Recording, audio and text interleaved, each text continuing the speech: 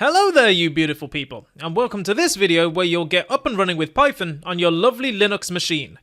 Now, if you aren't running Linux, but are running Mac or Windows instead, then feel free to skip this video and head over to the installation video that's appropriate for you. But if you are running Linux, then I'm going to walk you through the installation process step by step, and by the end of this video, you'll have Python 3 fully installed and ready to go on your machine. Let's go! Now, on most modern distributions of Linux, such as Ubuntu, Mint, and Fedora, then Python is pretty much already installed on the computer by default. Such are the perks of an open source operating system, right?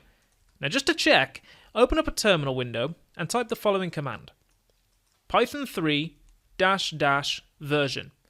If that returns text saying Python 3.5.2 or newer, then that's it. You're already done. Feel free to skip this video and just move on. You can type Python 3 to get Python to work in the command line here on out.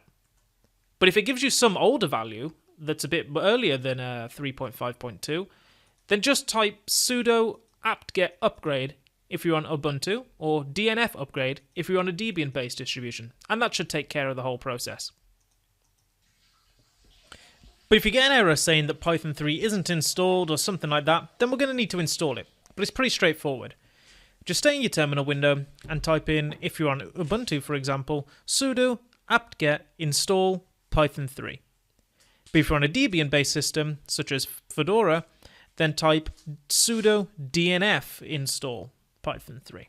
And that should pretty much take care of it. And there you have it. If you can type Python 3 on your command prompt and not get an error, you're pretty much good to go. In the next lecture, we're going to jump right in and discover an incredibly important tool that comes with Python called idle. Many congratulations once again, and I'll see you in the next video.